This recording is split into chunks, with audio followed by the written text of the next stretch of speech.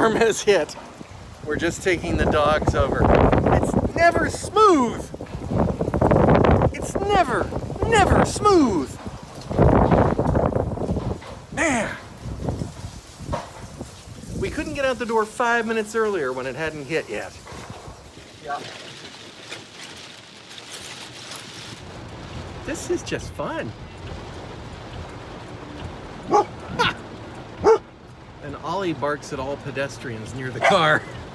And Bumper barks at Ollie for bumping or barking at pedestrians near the car.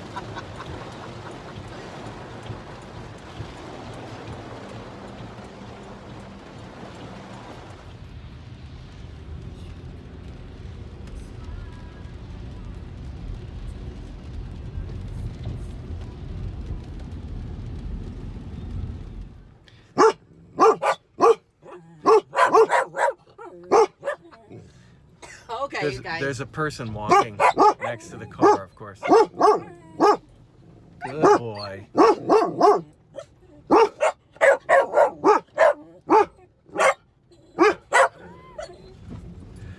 Well, anyway, the storm has died down.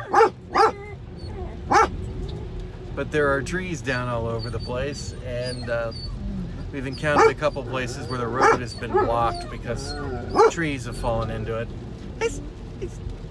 It's lovely.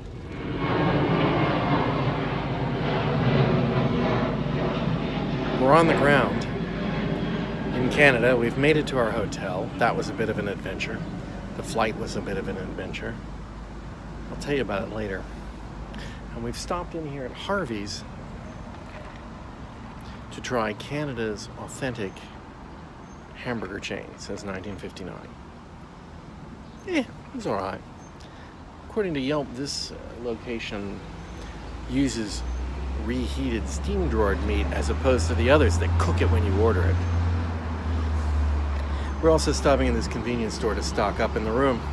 And you know you're in a weird place when your convenience stores have a sign that say, Bitcoin sold here. Okay, and their public litter is funny. You have to work a pedal. So you get exercise when you throw things away. Also, it's 8 o'clock at night and the sun's still up because we're so far north, the sun won't go down until 9. And that's official sunset. It'll be light after that for who knows how long. This is our room. And that's our view. And that's the pool, which, as far as I can tell, you can't get to from here. We had a chair out here. Somebody stole it. Let me tell you something. I have some Canadians and the people who are visiting here. The people who are visiting here in particular are assholes. Let me tell you, there's a group of somewhere from the Middle East. I think I overheard them say Iran, Iraq, something like that. Wow, are they assholes. More on that later. So anyway, we're here in Canada. You should know that by now. And I promised I would tell you the story of how we got here. We got a package deal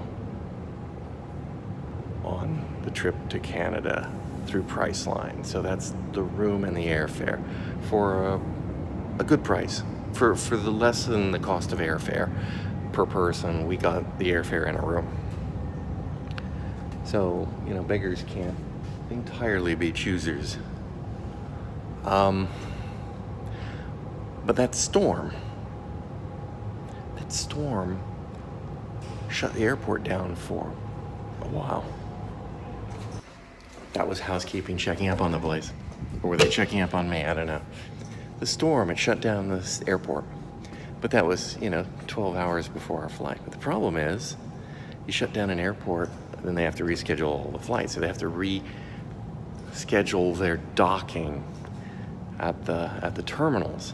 And basically around 10 o'clock at night, we got a notice saying that our flight at 5 something in the morning would no longer be at 5 something in the morning. It was going to be at 6 or 7 in the morning, and that we would no longer make our connecting flight in Chicago.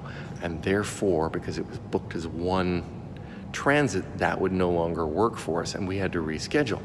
And they sent us some options, and all of them were booked because the flight was absolutely packed. And so everyone is just, fleeing like rats off a sinking ship to the other full flights. So we fought with that for a while, but we finally got it rebooked. It's all taken care of, but it's just an enormous hassle.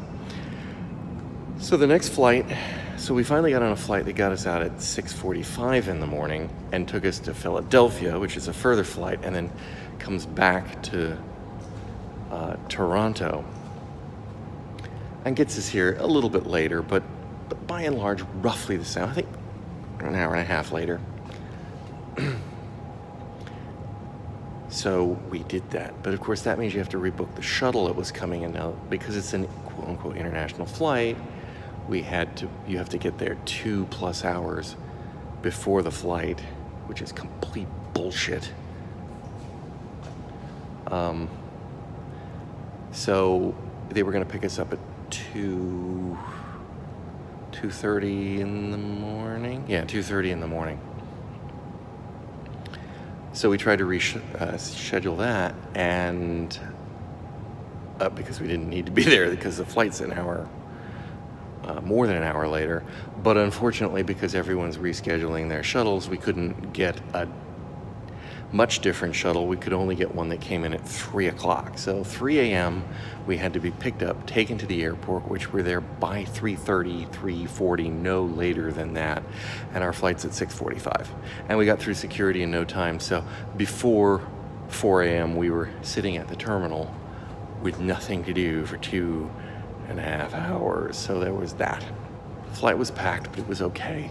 It was on time. It got us to Philadelphia at about 2:50, so just shy of noon Arizona time.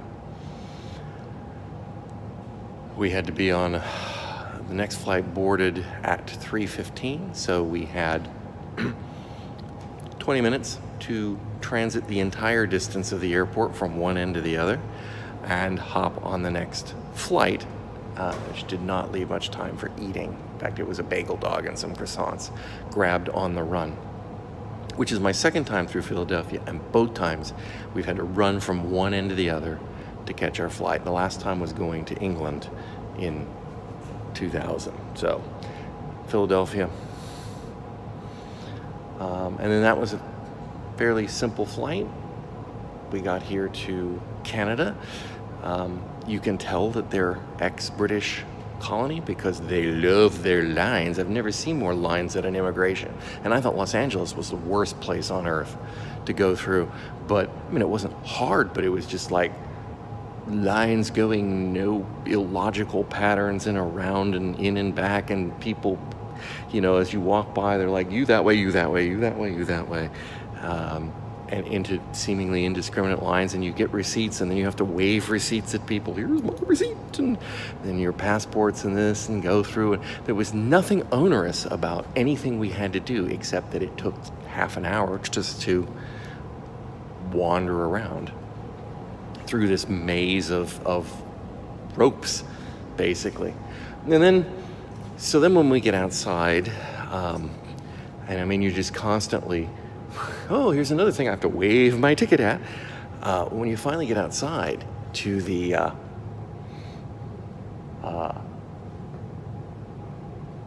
street, and you're in Canada, and you're standing there with a bunch of Canadians calling their families to come pick them up, and some foreigners, and they're all standing around on the no smoking signs, stubbing their butts out after they've just lit up and finished the whole damn thing. We were there for 45 minutes waiting for the fucking hotel shuttle.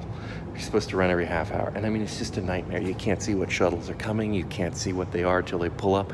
The people are just walking into traffic.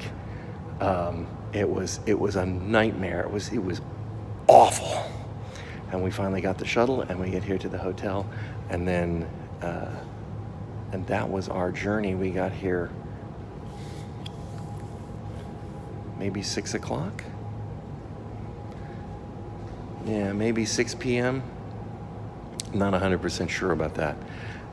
And then And then you've seen that we went to Harvey's. Now it's the next morning and everyone's asleep because even though it is 8:35 here, they still think it's 5:35 back home.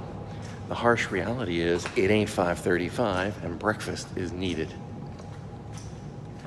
What's on the schedule for today? I don't know. This sure as hell isn't a bus-friendly hotel. So we may have to rent a car. We may try the bus thing today.